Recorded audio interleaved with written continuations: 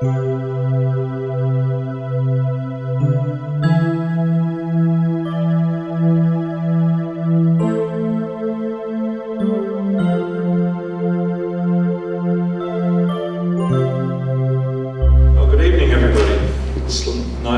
in Canberra. I did live here for 1 year as a teenager back in the 1960s. I'm particularly grateful to Bill and to Colin McMaster and to Father Julian for the invitation to make this presentation to the St Thomas More Forum tonight. Well, here we are in 2017. We are meeting in the parish of St Thomas More, Campell, not long before the release of the 2016 census figures, which was a moment of great excitement for me. The Australian Bureau of Statistics have promised us that they will be starting to release data from the 26th of June, just 2 months from today. And also, just as the 2016 National Church Life Survey figures are becoming available. We're keen to see what the census can tell us about our local Catholic populations in terms of demography. Regardless of which parish we're in, those figures will be available. And if our parish took part in the 2016 National Church Life Survey, we're no doubt very eager to see what the survey results say about ourselves.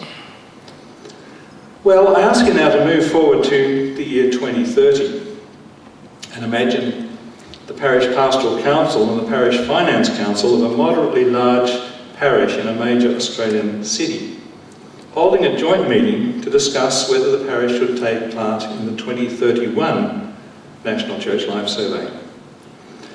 Those present at the meeting include the parish priest, Father Matthew, who arrived in Australia from India about 15 years earlier, and the assistant priest, Father Tien, who was born in Australia to parents who came to Australia from Vietnam. Another member of the parish council is Deacon Elizabeth, one of the first women in the Archdiocese to be ordained a deacon. Father Matthew lives in the parish house next door to the church. Deacon Elizabeth lives with her husband, their adult children have long since gone, in another suburb, and Father Tien lives with his wife and young son in a nearby townhouse owned by the parish. Just for interest's sake, Father Matthew recently married Deacon Elizabeth's oldest son in the Botanic Gardens in the city, while Deacon Elizabeth herself and her husband live in a parish where the pastoral administrator, the person in charge of the parish, is a married woman. There's no resident priest, but the diocese regularly sends young priests, either newly ordained or newly arrived in Australia, to that parish to receive training in church management and parish management from this lady who is the pastoral administrator of the parish. At this meeting, the parish has invited the diocesan pastoral planning officer, a woman named Sharon, to attend the meeting to give some advice and direction. Pastoral planning officers had almost become an extinct species by 2020, but the Plenary Council for Australia held in that year had recognised the importance of pastoral planning, and this had led to a resurgence of the role. I don't think we should do the NCLS next year, said a member of the Finance Council. It's too expensive. I agree, said a member of the liturgy team. It takes too long and it's an intrusion in the Mass. And it only tells us bad news, said another councillor. And we already know what it's going to tell us anyway, said another. Well, said Deacon Elizabeth rather bravely, we're going to get the results of next year's Australian census anyway, so I think it would be interesting to be able to compare how our Mass attenders compare to the local Catholic population. Oh, the census will be a debacle again, said Nick, who had once been a member of the Australian Senate. Millions of Australians won't complete it because they'll regard it as an invasion of their privacy. You won't be able to trust the data. After some time, Father Matthew, the parish priest, turned to Sharon and said, "What do you think, Sharon?" "Well, I'm a great fan of basing pastoral decisions on good research," said Sharon. "If this parish is going to make sound decisions in the years ahead, I'd recommend that you pay attention to next year's census data and that you do take part in next year's NCLS. It just so happens that the other day I came across a paper by a bloke called Bob Dixon, written in 2017, that made some predictions about what the Catholic community would look like by 2030. I think it would be really interesting to compare what he predicted with the actual situation now. Well, what did this Bob Dixon guy predict? Asked Father Tien. Excuse me. He predicted, said Sharon, that the Catholic population of Australia would continue to grow, although more slowly than it had in the past, but the Catholics as a percentage of the population would fall. He said this would be partly as a result of increased disidentification, that is, people stopping calling themselves Catholic, with most of those ceasing to identify, adopting no religion as their label. He thought that the percentage of Australian Catholics born overseas would remain relatively unchanged, although the ethnic mix would change, so that, for example, our large Italian-born Catholic population would largely disappear. He predicted that the proportion of couples where both partners were Catholic would fall, and the proportion of cohabiting couples would increase. As for mass attendance, he predicted that attendances overall would continue to decline, down to perhaps as low as 5% of all Catholics, and that the low attendance rate associated with people under 35 will also apply to people all the way up to at least age 50. He said that the attendance rates of Australian-born Catholics would continue to fall, so that Catholics born in non-English speaking countries would make up ever-increasing percentages of mass attendances in parishes around the country. The large majority of mass attenders would continue to hold key Catholic beliefs like the Trinity, the Real Presence, and the Virgin Birth, but there would be noticeable decline in some teachings, for example, the resurrection, the acceptance of the resurrection, the bodily resurrection of Jesus. Mass attenders would remain very strong in their opposition to abortion, but they would cease to be concerned about issues relating to sexual morality, like artificial contraception, premarital sex, and couples living together before marriage. And he said that priests and mass attenders alike would be perfectly happy to leave it up to individual Catholics who were divorced and remarried without an annulment to decide for themselves whether to receive communion or not. In fact, this change in attitude, he predicted, would result in more people in what are referred to as irregular marriage situations returning to regular attendance at Mass. He also predicted that there would be extremely low numbers of people going to confession. He predicted that the number of diocesan priests in Australia would stabilise, although the proportion of Australian-born priests among them would continue to fall, to be offset by increased numbers of priests from places like India, Vietnam, the Philippines, Africa and elsewhere. He also predicted that religious brothers, such as the Christian brothers, would virtually disappear, and that nuns would also become very rare. At this point, one of the younger members of the parish council interrupted to say, "Excuse me, Sharon, what's a Christian brother?" While another said, "Yes, and what's a nun?" Well, you can see that I could get myself badly caught up in a time warp if I continue this story. Let me stop there and examine the claims for the predictions just reported that Bob Dixon made back then in 2017. First, I'm a sociologist and a demographer, not a theologian. So I won't talk much about the predictions I mentioned about married priests, female deacons, authorised marriages taking part in places like botanic gardens, or lay people administering parishes with priests subject to their authority. But Pope Francis, all of those are within the bounds of canon law, and Pope Francis is clearly prepared to talk about some of those possibilities. Besides, there's already quite a number of married priests in Australia, either because they belong to one of the Eastern Catholic churches, such as the Maronites or the Ukrainians. Those Eastern churches ordain married men, or because they are members of the Anglican Ordinariate, or because they've been married, ordained ministers of other Christian traditions, usually Anglicans, who have become Catholics and have then been ordained as Catholic priests. Let's have a look at the evidence, shall we? Firstly, with regard to diocesan priests and religious sisters and brothers. There are the figures for 1966 and 2016. For diocesan priests, religious order priests, religious sisters, and religious brothers. Now, what makes the... you can see that the religious diocesan priests have slipped about 400, but they have stayed pretty much about that level, unchanging for quite a number of years, just below 2,000. And the reason for that is that although there are fewer Australian priests being ordained, more and more priests are being brought from overseas, and there doesn't seem to be any intention to change that practice. So I suspect that that will be an ongoing practice for the next 13 years. It's only 13 years to 2030. It seems a long way off, doesn't it, 2030? But when you look back 13 years, what are we at? It's 2004. Doesn't that just seem like the other day? So 2030 is not far away.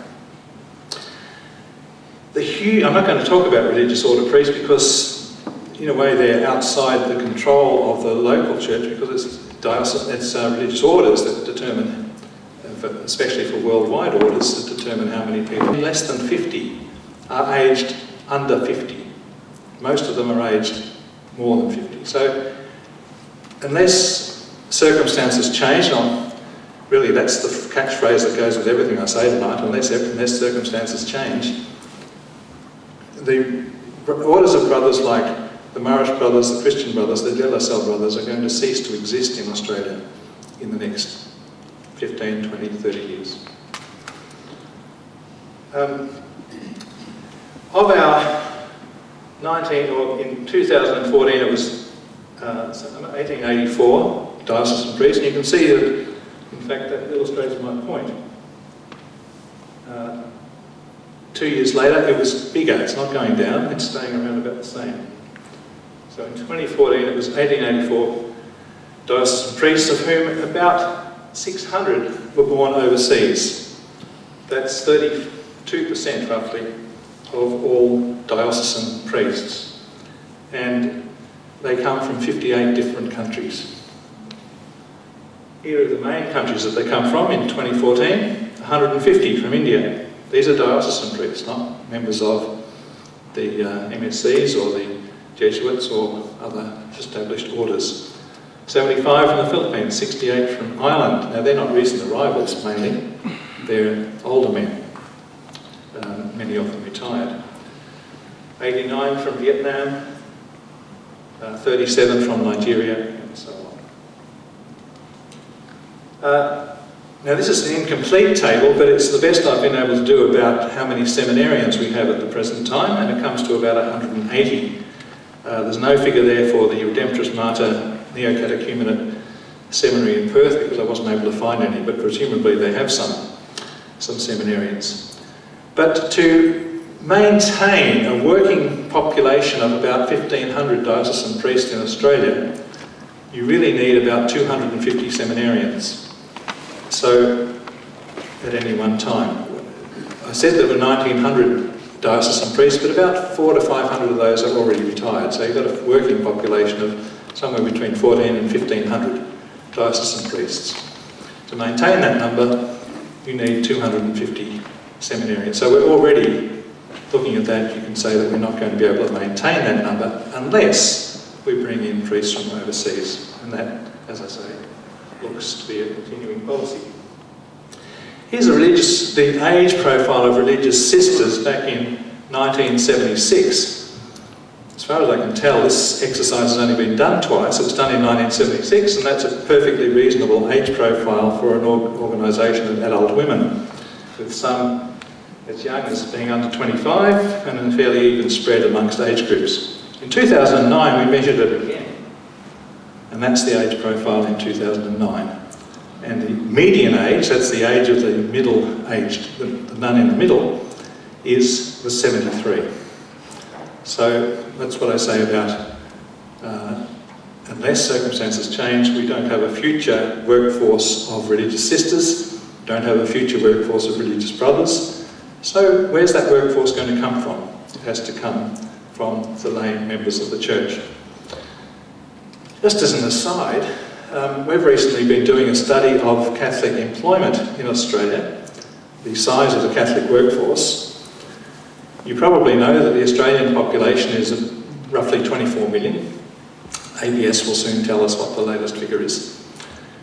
1% of 24 million is 240,000. Almost 1%, almost that many people, work for the Catholic Church in Australia. We think, and I'll have a final figure within a couple of weeks, we think it's about 230,000. Just under 1% of all Australians, 1% of everybody in Australia has a job with the Catholic Church. Whether that's in a parish, a school, a Catholic Education Office, a Catholic hospital, a Catholic social service, a Catholic university. They might not all consider themselves to be employees of the Catholic Church, but they are employed by Catholic organisations. I once said to an employee at ACU, she was asking me about what I was doing. And I said, we've just been counting the Catholic workforce in Australia. We counted everybody who works for Catholic organisations, and we counted you, so you're in our figures. And she was really cross. She said, I don't work for the Catholic Church, I work for a publicly funded university. So, but the facts are that she's employed by a Catholic organisation. What about the Catholic population? I said that that bloke Bob Dixon back in 2017 predicted that the Catholic population would continue to grow, and it looks like that. That's 100 years of growth. There's never been a census taken where there's been a fewer number of Catholics than in the previous census. It's always grown. And so it's very hard to predict that it won't continue to grow in the future. However, we don't yet know the impact of the Royal Commission and the fallout from that, whether we will have massive disconnection or disidentification with the Church. Let's hope not, but it could happen. And we'll get a sense of that as soon as we get these results on the 26th of June. Some people think that Catholic growth in Australia, Catholic population growth, is all about impact of overseas new arrivals and Catholics coming from overseas, like the Philippines and India and so on. It's not true. The proportion of Catholics born in Australia hasn't changed a little tiny bit in the last, since 1991, 25 years. It's always been 75%. So in other words, that growth that you saw is being contributed to equally by both new arrivals and natural birth. Okay?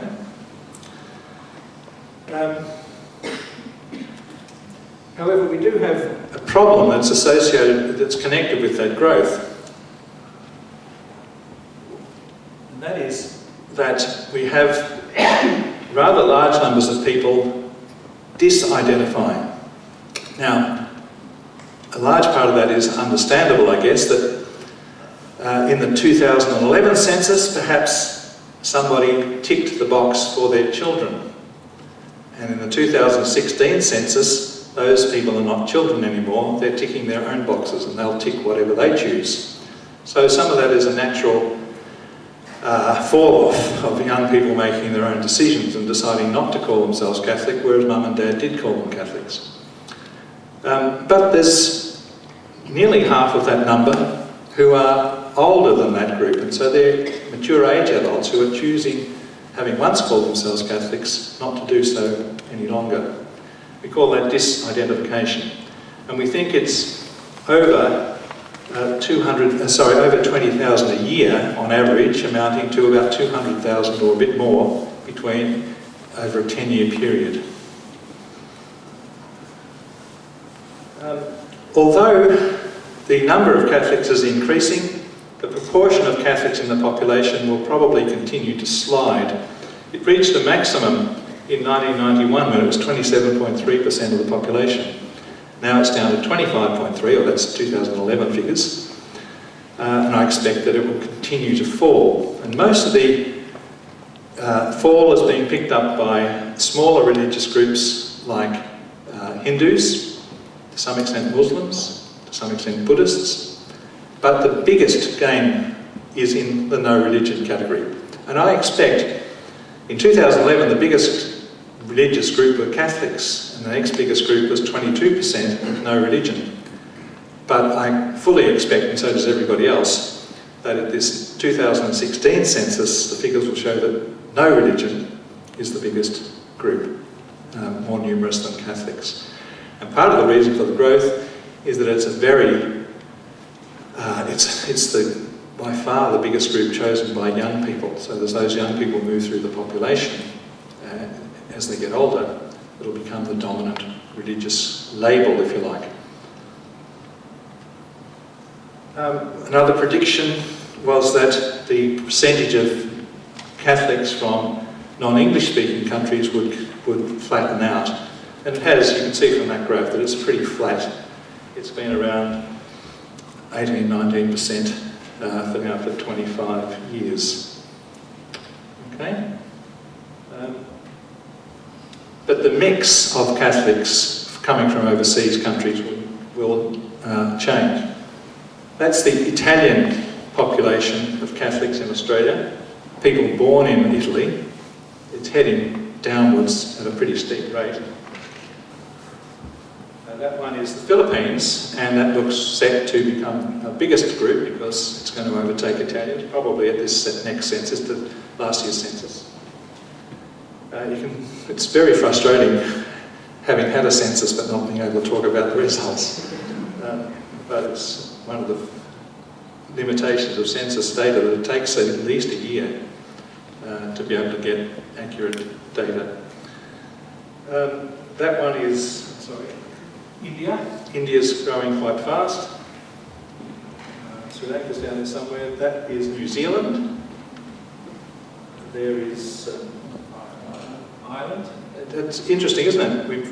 I tend to think that the Irish bubble has come and gone in Australia, but no, Irish immigration is increasing. And the last one up there is Great Britain, which is a big number, and it's on the increase again.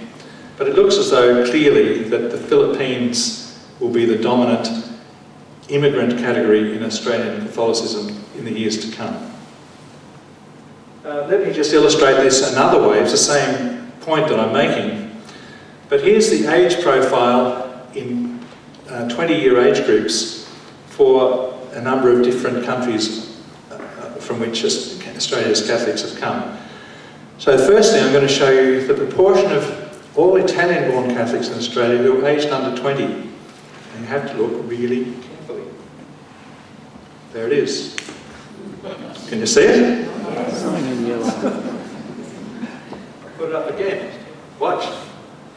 There it is. That's the proportion of Italian-born Catholics who are aged under 20. That's the proportion aged under 40. That's the proportion aged under 60. And everybody else, making up 100%, is aged over 60.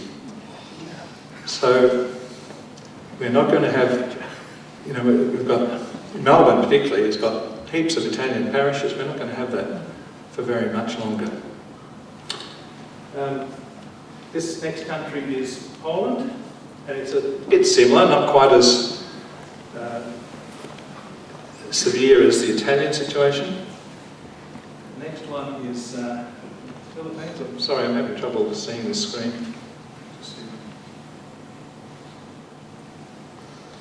Philippines, you can see it's quite a different age profile. Not very many old people at all. Not very. Iraq, a bit similar to the Philippines. And then look at South Sudan. Hardly anybody over the age of 60 amongst the Sudanese community. A smaller community for sure, but an implication of this, for example, is for the work of migrant chaplains. It's going to change. If you've got two migrant chaplains, one working with Italian communities and one working with Sudanese communities, they're going to have totally different issues to be dealing with. And that's all Catholics, and they're roughly equal in size. Now let's talk about changes in sexual morality, which we can measure. That's fairly limited about what we can measure using the Australian census. But this is not really sexual morality, it's to do with marriage. And that is that as Catholics shrink in their proportion of the population and as the population grows, and as religion becomes less important in families, people are going to be less determined or less concerned about finding a partner of the same religion. And so we'd expect that the proportion of Catholics who marry other Catholics will fall, and that the proportion of couples who are of mixed religion, Catholic and something else, will grow. And that's happening, you can see that in the figures. Now turning to cohabiting couples, this is the proportion of all couples where at least one partner is a Catholic. And you can see that the proportion of couples who are living together without being formally married has doubled just about, from about 8% to 16% in 25 years. In Australian parishes, we asked, a couple of years ago, 2013, we asked 100 parishes to tell us what was their experience of young couples coming to prepare for marriage. And we found that in that time, 147 parishes it was, 8,344 couples had come to prepare for marriage. And in the major cities, 61% of those couples were already living together and not making any pretense about it otherwise when they talked to the parish priest about getting married. That went up in inner regional areas, places like Ballarat, Goulburn, Rockhampton, and even went up much higher in remote areas, which you can sort of understand if a couple are living in a mining community or something like that. The problems of finding two different housing, two different households is magnified. So the norm is that young couples live together before marriage these days, and maybe live together instead of marriage rather than getting married eventually. What I've been talking about is Catholics in the Australian census, the responsibility of the Australian Bureau of Statistics to collect that data and to publish it and for us to work with it. Now I want to talk about mass attenders, people who go to mass and maybe filled in a survey called the National Church Life Survey at their parish one day in 2011, or, I can't tell you the results yet, one day in 2016. I know people here at Campell Parish filled it in both years. Perhaps you filled it in whatever parish you come from as well. So this is the percentage of Catholics who attend Mass on a regular basis, weekly. It reached a high peak in the 70s, in the 1950s, of over 70%. And it's been declining pretty steadily ever since. It's down to 12.2% last time we measured it in 2011. We also measured it last year. We don't have a figure yet. But I suspect it'll be about 10%. And as Sharon reported me saying, in 2030, she said that back in I said it would get down to about 5 or 6%. And I think that's right. It will continue to decline, but it won't go to zero, because we have, there'll always be people attending Mass, and there will always be, especially, people from immigrant communities who will be attending Mass. I'll show you that in a moment. This is another thing that makes me say that Mass attendance will decline is the age profiles. Let me just show you the first of those graphs. That's the age profile of Mass attenders in 2011.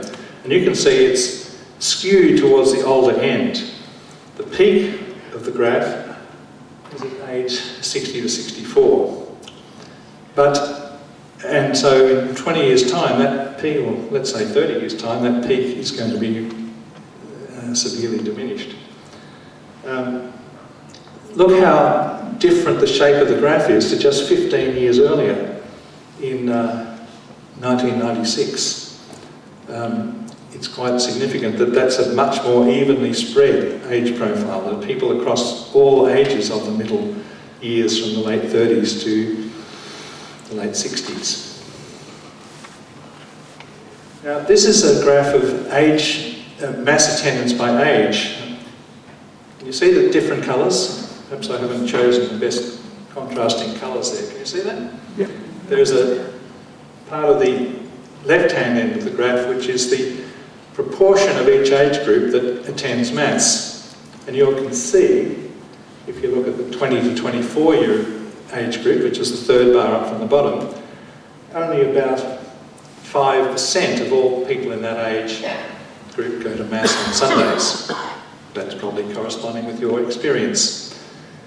The best attending age group up there is the people in the 70 to 74 age group, which is the third bar from the top. And that's more than 30% of Catholics, more than 3 out of every 10 Catholics in that age group will be at Mass next Sunday. Now, what we've found happening is that those lower percentages are gradually creeping up as time goes on. So instead of the current crop of people in their 20s and 30s who have a low percentage, reacting as they get older and getting up to the 30% like when they get to the 70s, that's not happening. They will take their low percentage rates with them as they get older. Let me show you. There's the figures. I don't expect you to take all them in. Let's just highlight a couple of them. Firstly, look at each of those rows across the row. They're the attendance rates for the top bar is the 20 to 24 year age group, and there are 4 columns for 1996, 2001, 2006 and 2011. And the percentage attendance in each of those years for the same age group has gone down from 7.2 to 6.7 to 5.4 to 4.7. So every single year that we take this measurement, the attendance rate for that age group has declined. And they're in 5-year gaps. Now, if you look at the other 3 lines that I've highlighted, it's the same story. Okay? There's some that run against that trend. Here they are. Those age groups either stay the same between 2011 and 2001 and 2006, or they increased a bit, but they're the older age groups. Okay? So that's where a lot of the vitality for parish life in Australia is coming from at the moment, those older age groups. This exercise is slightly harder. I want you to envisage a group of people, a group of Mass attenders, and watch them get older every 5 years. They'll be 5 years older. Okay, so we'll start with that top line, which is the 20 to 24-year-old age group. 5 years later, in 2001, they'll be 25 to 29 in that age group. 5 years later, they'll be in the age group 30 to 34. And 5 years after that, last time we've got a measurement for, they'll be in the 35 to 39 year age group. Look how they've taken their percentage attendance rate with them. 7.2, it's gone down a bit, 5.6, 6.2, 7.9. It's almost the same after 15 years as it was at the start. That's what I mean by the fact that as our Mass attenders get older, they're taking their age cohorts attendance rates with them. So we can't say, oh, as they get older, they'll come back to Mass. It doesn't work that way. I've just been talking about Mass attendance rates by birthplace. Now by age. Now let me show you by birthplace. That's the attendance rate for Australian-born Catholics over a 15-year period, from 1996 to 2011. It's dropped from about 16 or 17% to under 10%. English-speaking Catholics from other countries like the UK, New Zealand, the United States and so on, they've got a higher rate, but it's declining at the same rate. It's dropping at the same rate. But look at the Catholics born in non-English speaking countries. Their Mass attendance rate is staying roughly stable and it's above 20%. So more and more our parishes are relying on our immigrant Catholic populations, particularly Filipinos. My own parish relies very heavily on Indian-born Catholics and Sri Lankans.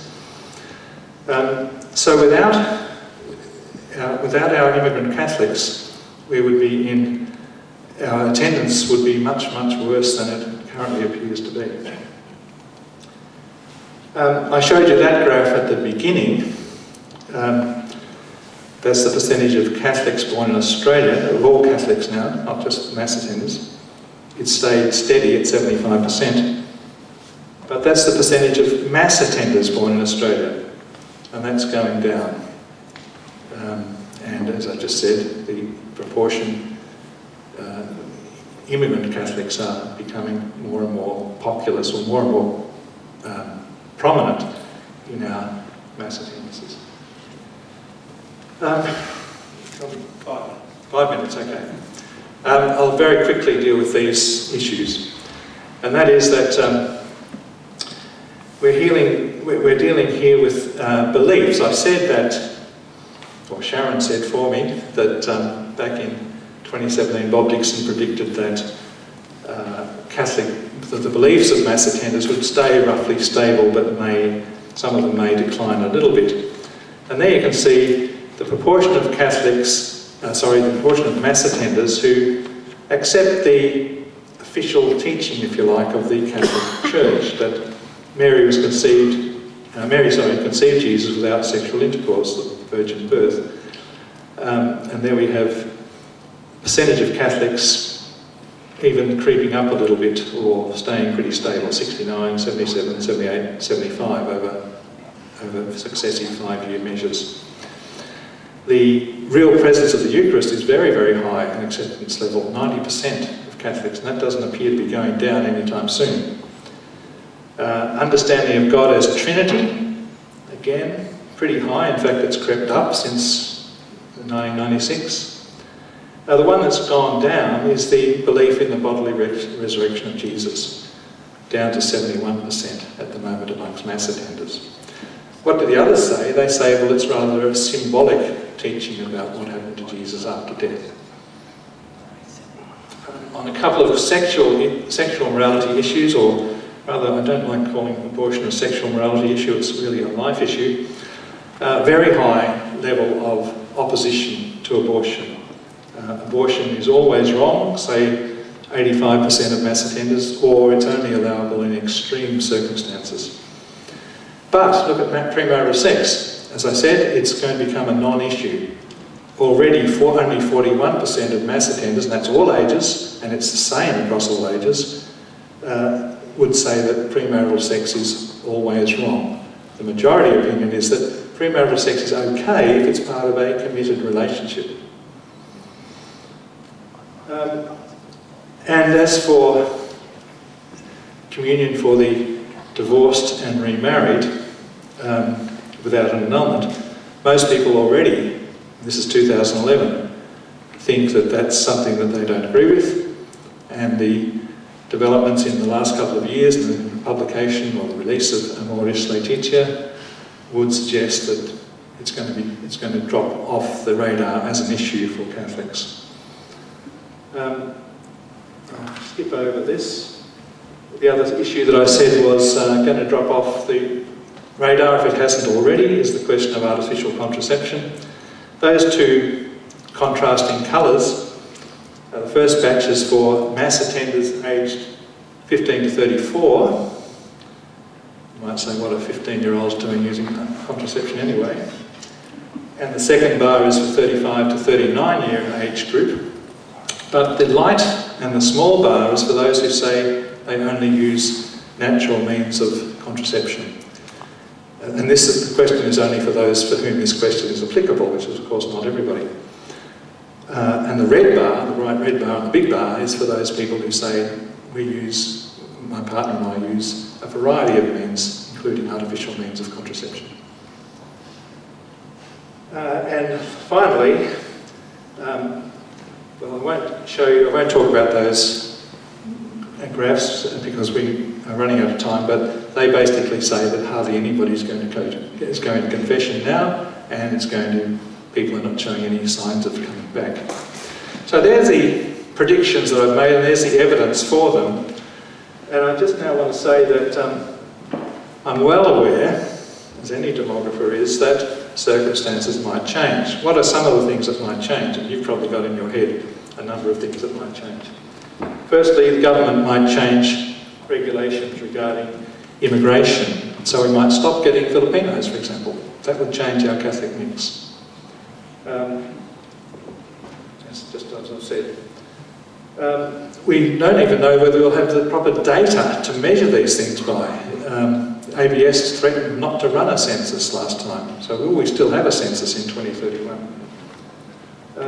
National Church Life Survey to measure the attitudes and values and practices of mass attenders, will we still have that? We could have a religious revival. Nobody can see it coming, but that's the thing about unexpected events, you can't see them coming. We could have a resurgence in vocations. We could have, and this is quite a considerable likelihood, that we could have some negative reactions affecting disidentification as a result of the Royal Commission. We could even have changes in the Catholic world due to changes in government funding. The Australian Catholic Bishops' Conference have decided to have a plenary council, inviting all Australian Catholics to have a say in the future of the Church in Australia in 2020. That might produce some outcomes which influence these predictions. Of course, Pope Francis has proved quite unpredictable so far, and he might create some new factors that influence these predictions, and who knows what Pope Francis II might do. I'm going to finish there, and we'll have some time for some questions. But I would like... No, let me just finish with this statement from Genevieve Lacey. Some of you may know Genevieve. She's an outstanding musician, a recorder player, a world-renowned virtuoso musician. A couple of years ago, she gave a public lecture about music. And this is what she had to say, and it's about musicians, but it's about us, it's about the Church. She says, listening is an activity that connects us deeply to others. It can change how we perceive the world and then how we decide to live in it. To listen suggests an open, receptive stance without necessarily knowing what will arrive. It suggests, in other words, you're prepared to listen when you don't know what the answer is going to be, or even whether you'll like the answer. It suggests alertness, willingness. Listening is essentially an act of respect and generosity. It's a time for hearing others' needs and opinions. Listening with care, hearing complexity, and noticing subtlety need not be purely professional music practices, but tenets for living. And I would say tenets for the Church, if the Church is to become what we want it to become in the year 2030. Some of the predictions I've made tonight are, and I want to point out to you just a couple of resources that are available to everybody. They're on our website. That's the parish profile for every single parish in Australia, which is on our website from the 2011 Australian Census. And we have also done a study of some of the more creative and vital parishes in Australia called the Building Stronger Parishes project. We have some reports of that on our website, but they're available for purchase. And our chief researcher on that project, Dr. Trudy Dantas, has written this wonderful book designed specifically for use by parish councils. There are my contact details and our website address. I hope you can gain some value from the work that we do. So I think I'll leave it at that at this point. Thank you very much, Bob. Please thank Bob for his address.